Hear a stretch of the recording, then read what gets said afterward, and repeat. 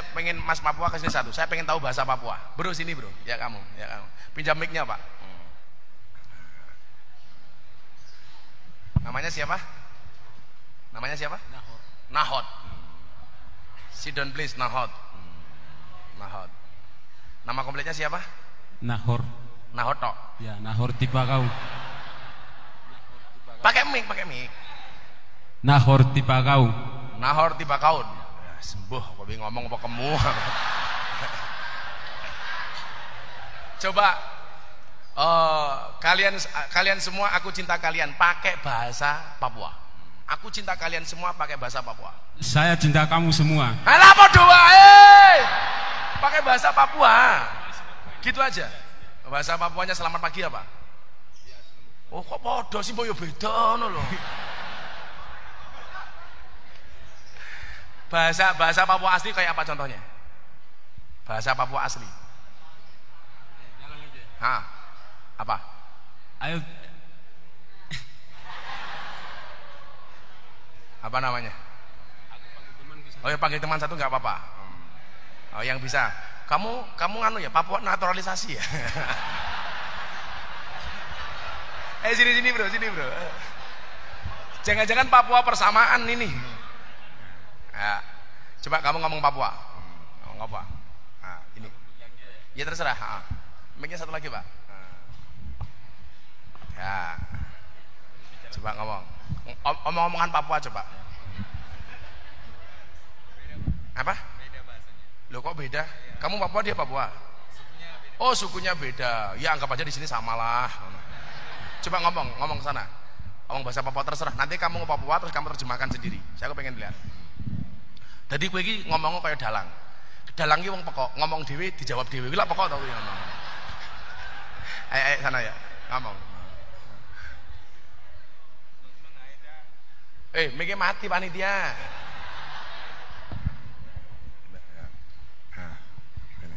Coba, udah nggak usah, udah. Terus Ngomong. Snow Naeja Aldo Yedil Raya. Itu artinya apa? Nama saya Aldo Yedil Raya. Oh, ya terus?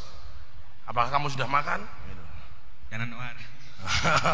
Aku juga belum, aku kita akon kok.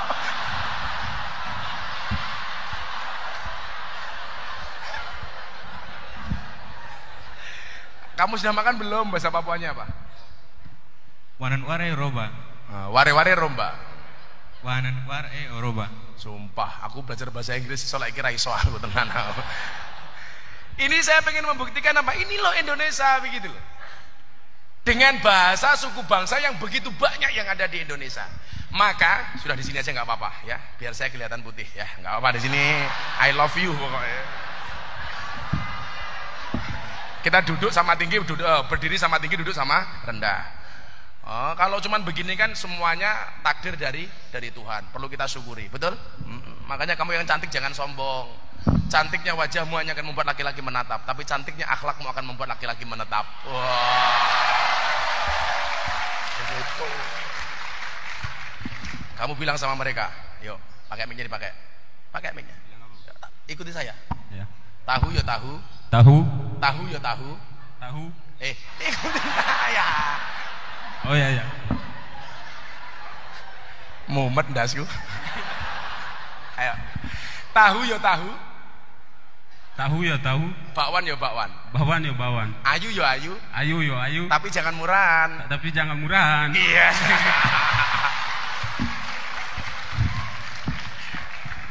Good. Karena ini setiap kalau ketemu cewek kamu bilang begitu ya. Tadi nama kamu siapa bro? Aldo. Ya. Kalau teman saya namanya Aldiano. Saya pikir bahasa apa? Ternyata singkatan Aldiano. Alhamdulillah dia nongol. Maka karena ini sebentar lagi ya. Karena ini negara yang kesatuan, karena berbeda-beda dari suku, bangsa dan agama. Ini baru ngomong suku loh ya, belum ngomong agama. Maka butuh ideologi untuk mempersatukannya. Maka kemudian para pendiri bangsa founding fathers menyepakati karena negara kita ini adalah nation state, ada satu ideologi untuk mempersatukan kesemuanya. Maka kemudian muncullah Pancasila. Dan Pancasila sampai hari ini terbukti bisa menyatukan seluruh komponen anak bangsa, baik yang berbeda suku bangsa maupun agamanya. Mas Aldo agamanya apa, bro? Kristen. Kamu agamanya apa? Kristen. Kita bisa duduk berdampingan seperti ini karena apa? Indonesia ini rumah besar yang di dalamnya ada 6 kamar. Ada kamar Islam, kamar Kristen, Katolik, Hindu, Buddha, Konghucu. 6 agama yang diakui oleh undang-undang. Dan semua pemeluk agama ini berhak menjalankan perintah agamanya tanpa harus mendapatkan gangguan dari pihak manapun.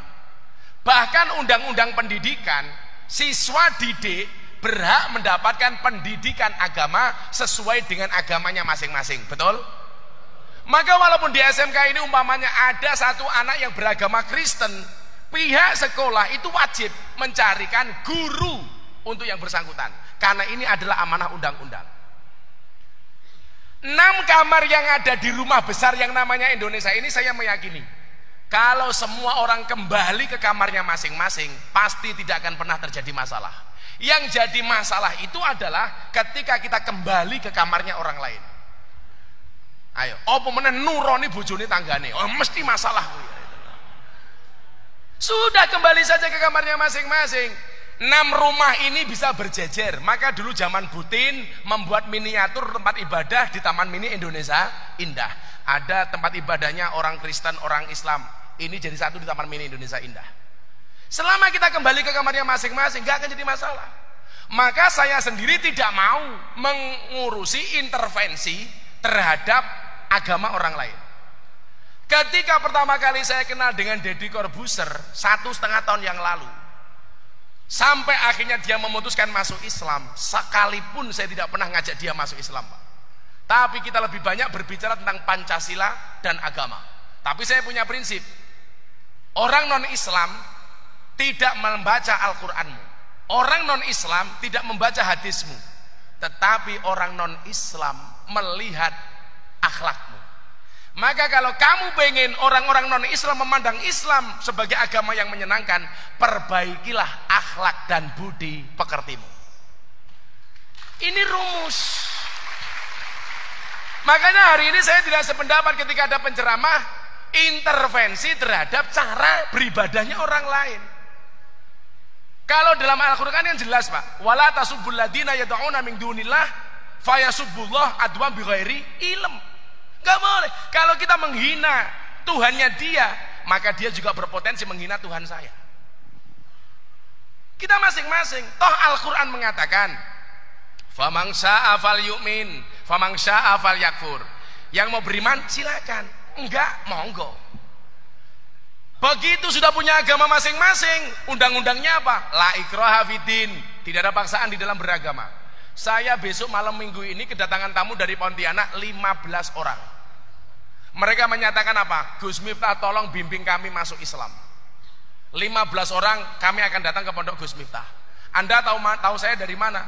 Saya melihat Gus Miftah dari YouTube. Kenapa kamu pengen masuk Islam melalui saya? Karena Islamnya Gus Miftah itu menyenangkan. Ini pula yang saya sampaikan kepada Deddy Corbuzier. Satu saat ketika dia ngomong saya, bro, kalau saya mau masuk Islam caranya gimana? Saya bilang sama dia, bro, wajah Islammu itu besok seperti apa? Tergantung pintu masuknya.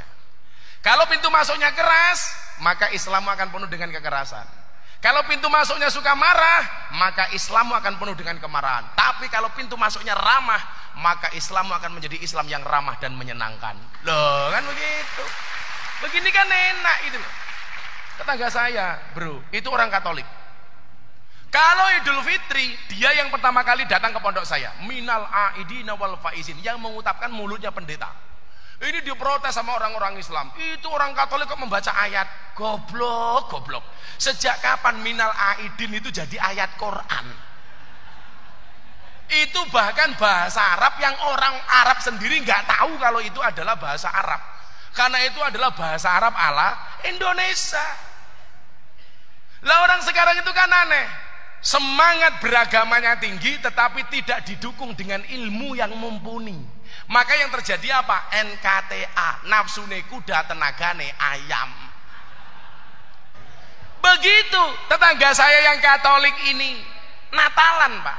Santri saya semua tak suruh datang ke rumah beliau. Ucapkan selamat Natal. Enggak kafir, Bah? Enggak, saya bilang. Gampang amat jadi kafir.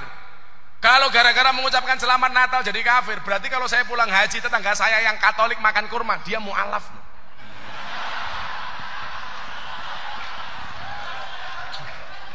Mbok ya yang nalar dikit gitu loh. Orang yang kafir 80 tahun membaca kalimat tahlil la ilaha illallah sekali jadi Islam kok. Masa kita tahlil tiap hari gara-gara mengucapkan selamat Natal jadi kafir? Dari mana? Saya biasa. Orang Indonesia itu aneh, haram menanam pohon cemara. Karena itu apa? Lambang Natal. Kamu nggak pernah dolan nado, bro. Aku ngerti rong menit wis rampung rasa mau KI. Kitanya jawab. Wis ngerti aku, waktunya dialog. Menengot. Bayaran mung titik diatur-atur.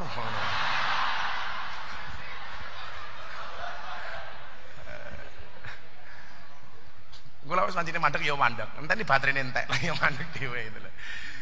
Dadi ngomong apa iki mau lali aku. Kowe ngisuh moderator iki kok. Oh, saya lanjutkan cemara sebentar. Mereka mengatakan apa? Menanam pohon cemara itu haram karena itu lambang Natal. Jawaban saya sederhana. Sejak kapan pohon itu punya agama? Ya kan? Orang-orang yang mengatakan menanam pohon cemara itu haram, kuwi berarti dolane kurang adoh. Turune kurang bengi. Koncone kurang akeh, kopine ora ana kopi.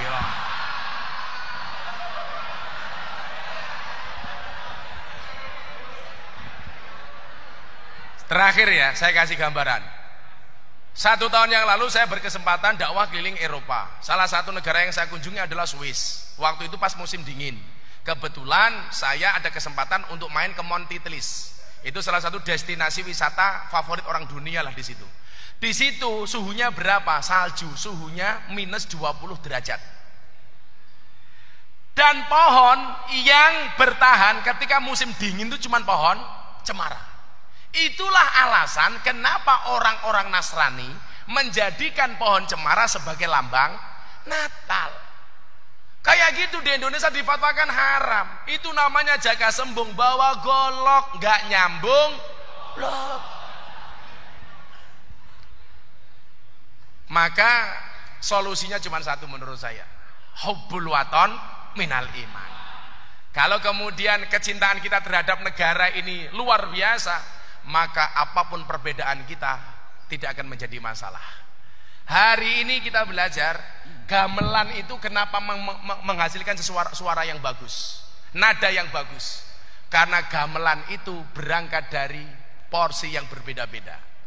Kenapa sambal terasi itu rasanya menjadi enak? Karena bahannya beda-beda, Pak. Lah sak lemper mung terasi tok, yo ora enak. Kenapa kemudian sambal terasi itu menjadi enak? Karena bahannya beda tapi diolah dengan luar biasa. Dimakan bareng rasanya enak. Coba kalau makannya sendiri-sendiri, Pak. Wah, pengen makan sambal terasi aku. Lombok edisi plus gitu loh. Bawangnya plus, terakhir terasine tok. Bengoren cangkemmu, Bro, gitu loh. Barangkali untuk pembukaan seperti itu karena saya sudah di warning sama moderator.